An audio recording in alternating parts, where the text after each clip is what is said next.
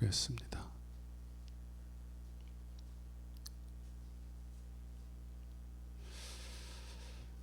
이사야서 64장 4절 말씀. 주 외에는 자기를 앙망하는 자를 위하여 이런 일을 행한 신을 옛부터 들은 자도 없고 귀로 들은 자도 없고 눈으로 본 자도 없었나이다. 아멘. 이사야 선지자는 하나님이 얼마나 좋으신 분이고 복된 분이신지를 이야기하면서 정말 우리 하나님과 같은 분은 없다라고 고백합니다. 하나님께서 나는 하나님이라 나 같은 자가 없고 또 나 외에 다른 이가 없도다 말씀하세요. 우리 하나님이 얼마나 복되시고 얼마나 영광스럽고 얼마나 좋으신 분인지를 알아가는 것이 우리의 신앙생활인 줄로 믿습니다. 하나님을 위해서 어떠한 일을 하느냐 이게 중요한 게 아니라 나를 택하시고 당신의 것으로 불러주신 하나님이 얼마나 좋으신 분인지를 아는 것이 신앙생활이라는 것이에요. 그 하나님을 아는 사람들은 우리 하나님과 같은 분은 없습니다. 우리 하나님을 누구와 비교하리요? 누구와 짝하리요? 우리 하나님과 같은 분은 없습니다. 고백하게 되는 줄로 믿습니다. 오늘 말씀에서 우리 하나님이 얼마나 좋으신 분인지를 이야기하고 있는데요. 주 외에는 자기를 앙망하는 자를 위하여 이런 일을 행한 신을 옛부터 들은 자도 없고 귀로 들은 자도 없고 눈으로 본 자도 없었나이다. 다시 말하면 하나님은 자기를 앙망하는 자를 위해서 일하시는 하나님이시다 라는 사실입니다. 우리는 종종 하나님께서는 우리에게 이러한 일을 요구하시고 저러한 일을 요구하신다고 생각해요. 때로는 내가 하나님을 위해서 이렇게 헌신해야 하나님께서 내가 구하는 기도에 응답하시고 나에게 복을 주실 거라 생각을 합니다. 내가 더 많은 것을 드려야 그래야 하나님께서 감동하셔서 그래서 하나님께서 나에게 복을 주실 것이라 생각한다는 거예요. 그러나 오늘 말씀은 내가 하나님을 위해서 일하는 것이 아니라 하나님이 나를 위해서 일하신다는 거예요. 우리 하나님이 왜 그렇게 좋으신 분이냐? 우리에게 하나님을 위하여 일하라고 요구하시는 것이 아니라 오히려 우리의 종이 되어서 우리를 섬기시는 일을 하시는 분이 우리 하나님이시라는 거예요. 예수님께서 이 세상에 오셨을 때 우리에게 뭐라고 말씀하셨어요? 나는 섬김을 받으러 온 것이 아니라 도리어 섬기고 자기의 생명을 대속물로 주려 함이니라. 우리 하나님이 정말 다른 신들과는 비교할 수 없는 것, 우리 하나님이 너무 좋으신 분인 것은 우리에게 일을 요구하시는 것이 아니라 오히려 우리의 종이 되어서 우리를 위해 일하시는 분이라는 것이에요. 여러분, 우리는 하나님을 아버지라 부릅니다. 우리는 그의 자녀고, 여러분들은 이렇게 아직 이제 홀로 사시는 분도 계시지만 대부분은 이제 자녀를 낳고 양육을 해보셨을 거예요. 부모의 마음이 어때요? 여러분 자녀를 낳을 때 밥 짓고 설거지하는 게 너무 힘들어서 내가 딸 하나 낳아가지고 좀 부려먹어야 되겠다 하고 낳으신 분 있어요? 아니요. 부모의 마음은 그렇지가 않아요. 자녀들이 잘되기 원하기 때문에 그저 부모가 자녀들을 위해 일하는 거예요. 자녀를 사랑하는 부모는요, 자녀에게 나를 위해서 일하라고 요구하지 않아요. 오히려 어떻게 해요? 자녀를 위해서 일하고 너는 내가 일한 유익을 받아라. 내 희생을 통하여 너는 복을 누려라. 고난은 내가 받을 터니 너는 복을 받아라. 이게 부모의 마음 아니에요? 우리 하나님도 그렇다는 거예요. 우리에게 무엇인가를 하라고 요구하시는 분이 아니라 내가 이미 너를 위하여 이루어 놓았고 지금도 너를 위하여서 일하는 그 나의 섬김을 통해서 네가 복을 누려라. 네가 은혜의 삶을 살아가거라. 저주는 내가 받을 터이니 너희는 복을 누려라. 그것이 우리 하나님이다 라는 사실입니다. 이사야서 말씀이니까 이사야서로 한번 이야기를 해볼게요. 이사야서 46장 3절에 보면 하나님이 이스라엘 백성 야곱의 집을 어떻게 돌보시는지, 어떻게 그들을 위해서 일하시는지를 말씀하세요. 이스라엘아, 야곱아, 야곱의 집안아, 네가 뱃속에서 나올 때부터 나는 너를 안았고 네가 태에서 날 때부터 나는 너를 업었노라. 그리고 내 노년이 될 때까지, 내가 늙을 때까지도, 내 머리가 백발이 될 때까지도 나는 여전히 너를 안아줄 것이고 나는 여전히 너를 업어줄 것이다. 네가 이제 장성했으니까 이제는 나 먹여 살려 라고 요구하는 것이 아니라 우리가 노년이 되어서 더 이상 하나님을 위해서 헌신할 수도 없고 더 이상 하나님에게 우리에게 소중한 어떤 것을 드릴 수 없는 그때까지도 하나님은 우리를 안아주시고 업어주시며 사랑으로 돌봐주시는 하나님이시다 라는 사실이에요. 여러분, 그 하나님을 만났습니까? 제가 이제 마음 아픈 거는 자꾸 이제 대부분의 목사님들은 그렇지 않지만 가끔 그런 말씀들을 하시는 분들을 봐요. 하나님께 정말 소중한 것을 드려야, 하나님을 위해서 헌신해야, 그래야 하나님께 복을 받지. 목사에게 잘해야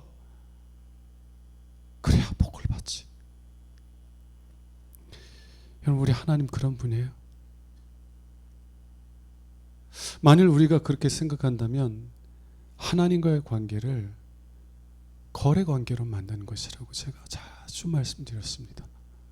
내가 하나님께 이것을 드렸으니까 하나님도 그것을 나에게 줘야 돼. 우상들에게는 사람들이 그래요. 여러분, 우상을, 귀신들을 사랑하진 않지만 왜 귀신들, 왜 우상들에게 제사를 지내고 희생을 바치고 그래요? 내가 당신이 좋아하는 것을 정말 드릴 터이니 나한테 해코지하지 말라고, 나에게 복을 좀 주라고. 우상을 섬기는 사람 삶은요, 그냥 거래 관계일 뿐이야. 예전에 조상신을 섬기는 분들, 혹은 이제 배 타고 나가기 전에 이제 제사를 드리고 이제 나가잖아요. 배 타는 분들 이야기를 들어보니까 언제 어떤 일이 일어날지 모른다는 거예요. 그러니까 늘 두려움이 있어요. 그래서 바다의 신에게, 용왕님에게 이제 제사를 드리는데 정말 온 마음을 다해서 제사를 드렸지만 폭풍이 오면 무슨 일이 일어나는 거예요? 바다신이 요구하는 것이 무엇인지를 정확하게 파악하지 못하고 엉뚱한 거 드려서 그렇다는 거예요. 여러분, 우리 하나님은 그런 하나님이 아니에요. 우리에게 어떤 희생이나 헌신을 요구하시는 것이 아니라 하나님이 우리를 위해서 헌신하시는 거예요. 우리가 배에서 태어났을 그때부터 하나님은 우리를 안아주셨고 업어주셨어요. 그리고 우리가 노년이 되어서 더 이상 아무것도 할 수 없을 그때에도 하나님은 우리를 안아주시고 업어주시며 사랑으로 돌봐주시는 하나님이신 줄로 믿습니다. 그러므로 담대하게 하나님께 나아가세요. 우리를 사랑의 손으로 돌보시는 하나님께 나아가서 그 놀라운 은혜들을 경험하며 이사야 선지자처럼 주와 같은 신은 없습니다. 주와 같은 신이 있다는 말은 옛적부터 지금까지 들어본 적이 없습니다. 우리 하나님과 같은 분은 없습니다. 우리 하나님과 같이 좋으신 분은 없습니다. 고백하며 하나님을 찬송하는 은혜가 있기를 주님의 이름으로 축원합니다. 그러면 하나님께서는 누구를 위해서 일하시는가? 누구를 위해서 일하시는가? 하나님은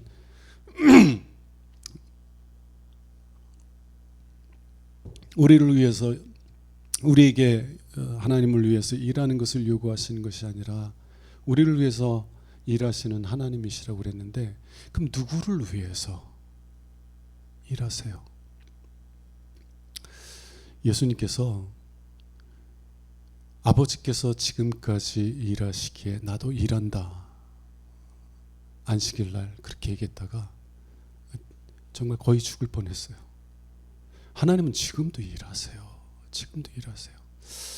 예수님께서 마태복음에서 뭐라고 말씀하십니까? 너희는 하나님 아버지와 아버지를 닮으라는 거예요. 그러면서 우리 아버지는 악인에게도, 심지어 악인에게도 해를 비춰주시고 비를 내려주시는 아버지시다. 이 세상 사람들이 정말 하나님을 멸시하며 하나님이 없는 것처럼 살아가는 패역한 삶을 살아가고 있을 그때에도 하나님은 그들이 살아갈 수 있는 환경을 마련하기 위해서 여전히 지금도 일하고 계신다는 거예요. 정말 나 같으면 아유 저 인간은 탁 비를 안 내려줬으면 좋겠어. 우리 그런 생각 하잖아요. 왜 하나님은 저런 사람 벼락을 쳐가지고 그냥 당장 벌하지 않으시나, 이런 생각들을 할 때가 있잖아요.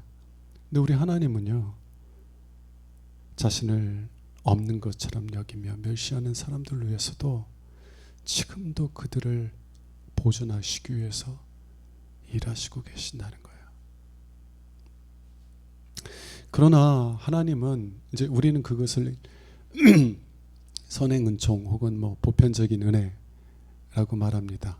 하나님을 신뢰하든 신뢰하지 않든 상관없이 하나님이 긍휼의 하나님이시고 사랑의 하나님이시기 때문에 모든 사람들에게 살아갈 수 있는 생명과 또 그 생명을 유지할 수 있는 환경들을 마련해 주시기 위해서 일하고 계신다는 거예요.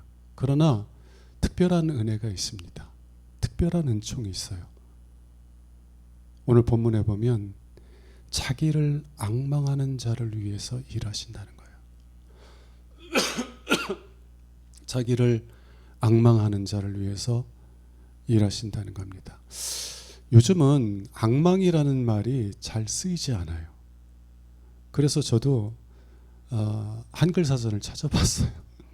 그랬더니 한자로 뭐냐면 우러를 앙, 바랄 망. 우러러 바라본다는 거예요. 다르게 표현하면 소망을 가지고 기다린다는 것입니다. 하나님을 신뢰하는 마음 속에서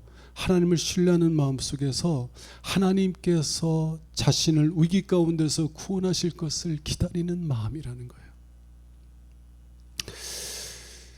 시편 106편 13절에 보면 하나님께서 이스라엘 백성들을 광야길로 인도하셨을 때 이스라엘 백성들이 하나님을 원망하는 삶을 살아요. 왜? 하나님께서 애굽에서 인도해 내셨을 때 하나님께서 우리를 젖과 꿀이 흐르는 땅에 인도하실 것이라고 다들 생각했을 거예요.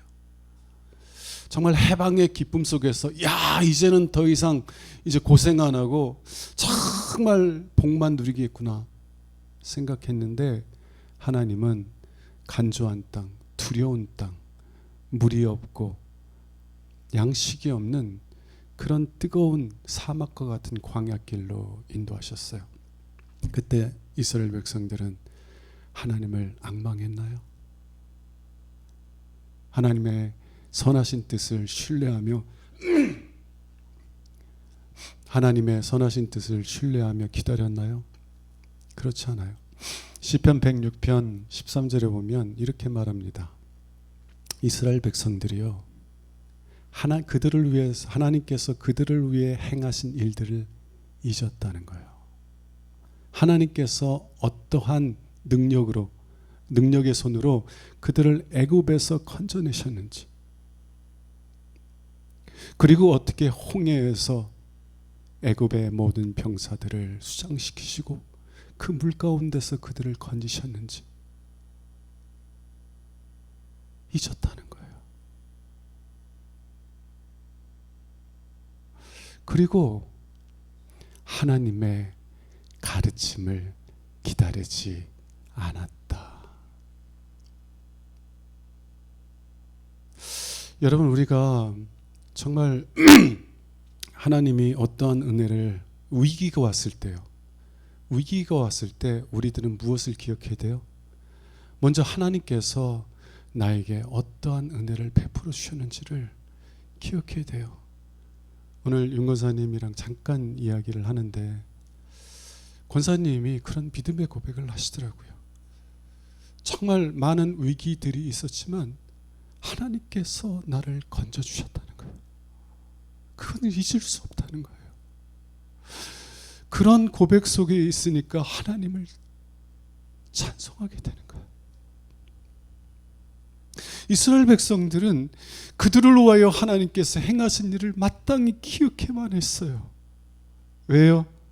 애굽의 노예 생활, 그 바로의 폭정 아래에서 고통당하던 이들을 건져내신 그 하나님의 은혜를 경험한 지 얼마 안 되기 때문에 그래요. 한 10년 지났어, 20년 지났어, 그러면 좀 이해가 되는데 얼마 되지 않아서 하나님께서 행하신 일들을 다 잊었어요. 왜냐하면 그들은 광야에서 탐욕을 품고 있었기 때문입니다. 여러분, 우리가요, 하나님께서 주신 은혜들에 만족하고 하나님께서 매일매일 내려주시는 은혜에 정말 만족함으로 감사하는 삶을 살아가지 못하면 우리들은 아직 갖지 못한 것들을 갖고자 하는 탐심이 막 일어납니다. 그리고 막 지금 갖고 있는 것에 만족하지 못하면 더 많은 것을 갖고자 하는 마음이 일어나면 시기심이 일어나요. 원망이 일어나요. 내가 더 가지려고 하는데 그것을 가로막는 사람들에 대한 원망이 일어나고, 내가 가져야 되는데 내가 가졌어야 되는 것을 가진 사람들 보면 시기심이 일어나고, 그런 탐욕에 붙잡히면요, 하나님이 베풀어 주신 은혜가 생각나지 않아요. 이스라엘 백성들은 탐욕의 마음을 품고 있었기 때문에 하나님께서 그들을 위해서 행하신 놀라운 일들을 잊어버린 거예요. 그리고 하나님을 원망하는 겁니다. 우리를 광야에서 죽이려고 애굽에서 인도해 내었는가? 차라리 노예 생활을 하더라도 가마 앞에서 고기를 먹던 때가 더 좋았다. 하나님께서 만나를 내려주시고 반석을 깨뜨려 생수를 부으실지라도 애굽에서 먹던 음식에 비하면 이 만나는 너무나 하찮은 음식이다. 애굽으로 돌아가자. 애굽으로 돌아가자. 여러분, 그런 마음 가운데 있으니 그 광야 길에서 하나님의 가르침을 기다릴 수 있겠어요? 기다리지 못하는 거예요. 정말 하나님께서 나에게 어떤 은혜를 부어주셨는지를 기억하는 사람들은 때로 답답한 환경을 만날지라도 하나님의 선하신 뜻을 신뢰합니다. 나 같은 죄인을 위하여서 독생자를 십자가의 저주에 내어주신 아버지의 놀라운 사랑과 그 놀라운 은혜를 기억하는 사람들은 어려움을 만나도 그 좋으신 하나님께서 나를 정말 헛된 곳으로 인도하지 아니하실 것을 신뢰한다고요. 비록 내가 보기에는 좋아 보이지 않는 환경일지라도 독생자를 아끼지 않으신 아버지께서 나를 복된 길로 인도하시는 것을 신뢰한다고요. 그리고 그 신뢰함 가운데서 하나님의 구원을 기다리는 거예요.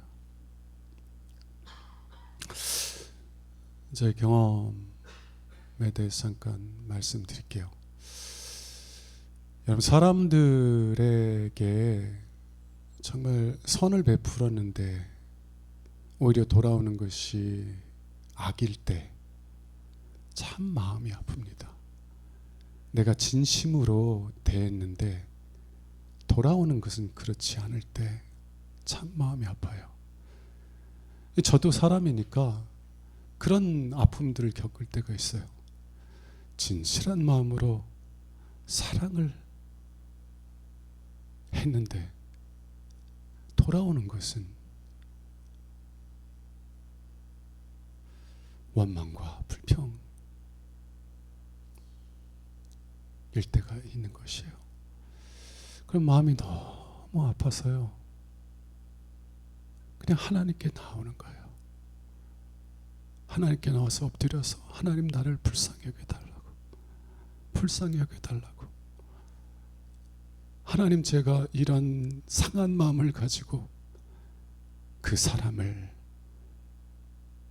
사람에게 복수하려는 마음이나 그 사람을 미워하려는 마음에서 저를 지켜주시고 제 상한 마음을 위로해 주셔서 제가 다시 힘을 내어서 믿음의 길을 걸어갈 수 있게 해달라고 그냥 기도하면서 엎드려 있는 거예요. 근데요, 그렇게 엎드려서 계속 기도하다 보면 하나님께서 가르침을 주시더라고요. 하나님을 기다리면 하나님께서는 반드시 하나님의 말씀을 통해서 가르침을 주세요. 제가 너무 마음이 아파서 정말 일어나기도 힘든 그런 마음의 상태를 가지고 하나님께 엎드렸더니 하나님께서 어느 날 빌립보서 3장 10절 말씀을 생각나게 하시더라고요.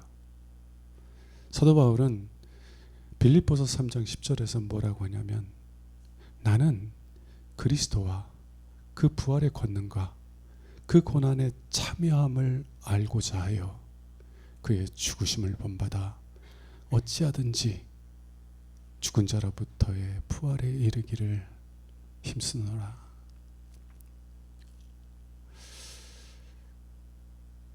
제가 이해한 말씀은요, 사도 바울이 그리스도를 더 깊이 알기를 원했어요. 여러분을 위해서 당신의 생명을 아끼지 않으신 예수를 더 알기 원합니까? 더 알기 원해요? 주님과 더 깊은 사랑의 사귐 속으로 들어가길 원하십니까? 사도 바울은 그리스도를 알기 원한다는 거예요. 그리스도의 사랑으로 깊이 들어가기 원한다는 거예요. 그래서 그는 어떤 고백을 하냐면, 그 고난에 참여함을 알기 원한다. 그 말씀이 생각났을 때 왜 하나님께서 저를 낳으셨는지, 왜 저에게 그런 아픔을 겪게 하셨는지 깨달으시는 거예요. 뭐 하라고? 예수를 더 깊이 알라고. 예수의 고난에 참여함을 알라고. 예수님께서는요, 일평생 온 마음을 다해서 하나님을 사랑하셨고 이웃들을 정말 하나님의 자녀들로서 사랑하고 섬기는 삶을 사셨어요. 그런데 자기 백성이 영접하지 않고요, 자기 백성이 오히려 돌로 치려 해요. 자기 백성이 예수님을 멸시하고요, 결국에는 십자가의 죽음에 내어져요. 예수님이 얼마나 아프셨을까? 이방인들이 그랬다면 조금은 그래도 이해가 되는데, 하나님께서 애굽으로부터 구원하셔서 당신의 백성으로 삼으신 자기 백성들로부터 그러한 거절과 멸시와 천대를 받게 되었을 때 얼마나 마음이 아팠겠냐고요.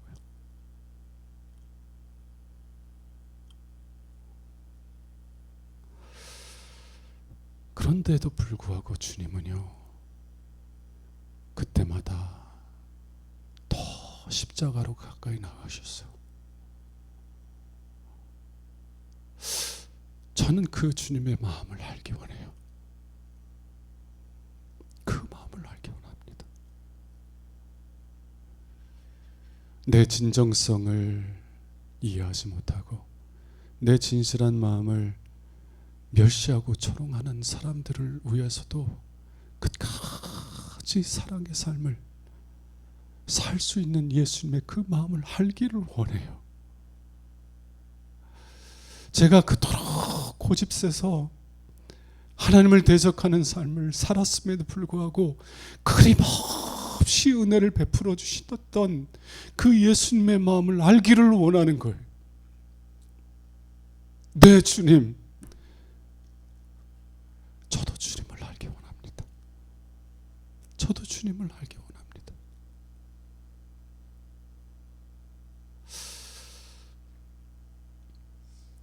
여러분, 주님의 마음을 깊이 알아야 주님의 마음을 깊이 아는 것만큼 주님과의 깊은 관계 속으로 들어갑니다. 여러분, 자녀들 키워보시니까 알 거예요. 뭐 2살, 3살 이쁘죠. 이쁜데 애들이 부모의 마음 알아요?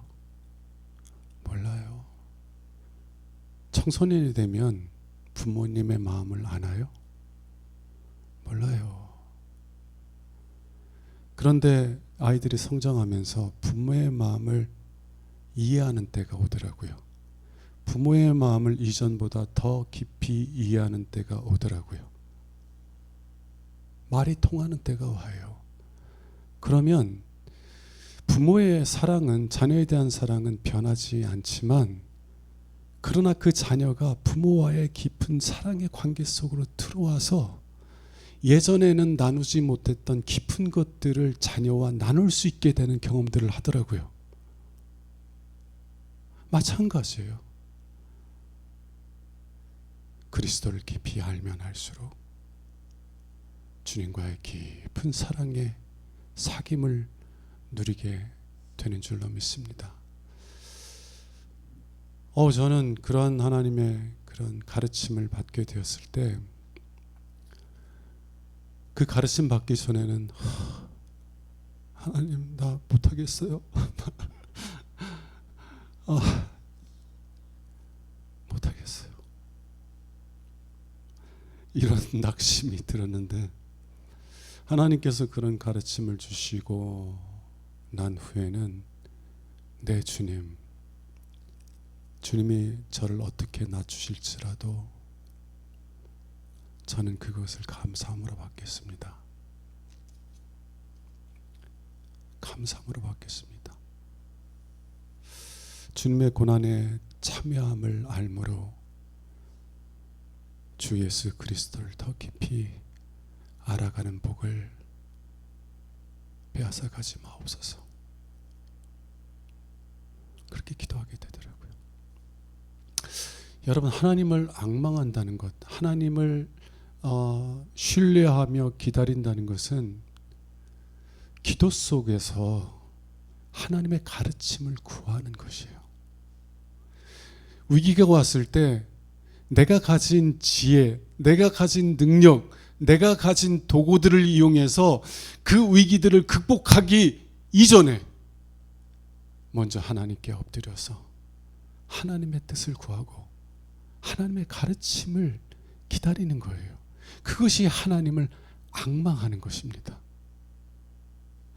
만일 여러분들이요, 정말 하나님을 앙망함으로 하나님의 가르침을 기도 가운데 기다리면 하나님은 반드시 여러분들을 말씀으로 깨닫게 해줄 줄로 믿습니다. 그리고 그러한 깨달음이 오면 여러분들이 이전보다 하나님을 더 깊이 알아가게 되고 이전보다 더 깊은 사랑의 사귐 속에서 하나님과 동행하는 은혜를 누리게 될 줄로 믿습니다. 말씀을 마치면서요, 이 얘기 다시 한번 얘기하고 마칠게요. 이스라엘 백성들은 광야 속에서요, 하나님께서 그들을 위해 행하신 일들을 잊어버리고 하나님의 가르침을 기다리지 않았습니다. 그저 원망했어요. 그저 원망했어요. 우리를 이 광야에서 죽게 만들려고 이 광야로 인도했냐고. 정말 광야의 위기 속에서 하나님의 신실하심을 신뢰하면서 하나님, 왜 나에게 이런 어려움을 주시는 것입니까? 가르침을 주세요. 깨닫게 해주세요. 하나님께서는 선하신 분이신데 하나님께서는 나를 위해서 독생자를 아끼지 아니하신 분인데 그래서 정말 사도 바울이 로마서 8장에서 이야기한 것처럼 독생자를 아끼지 아니하신 하나님이 어찌 우리에게 유익한 것들을 아끼시겠느냐. 말씀하신 것처럼 하나님께서는 언제나 우리에게 좋은 것을 주실 텐데 왜 나에게 이런 어려움들을 주신 것입니까? 하나님 가르침을 주옵소서. 그렇게 하나님께 기도로 엎드리는 여러분들 될 수 있기를 원합니다. 사람으로부터 내 진심을 곡해받는 것처럼 아픈 일은 없는 것 같아요.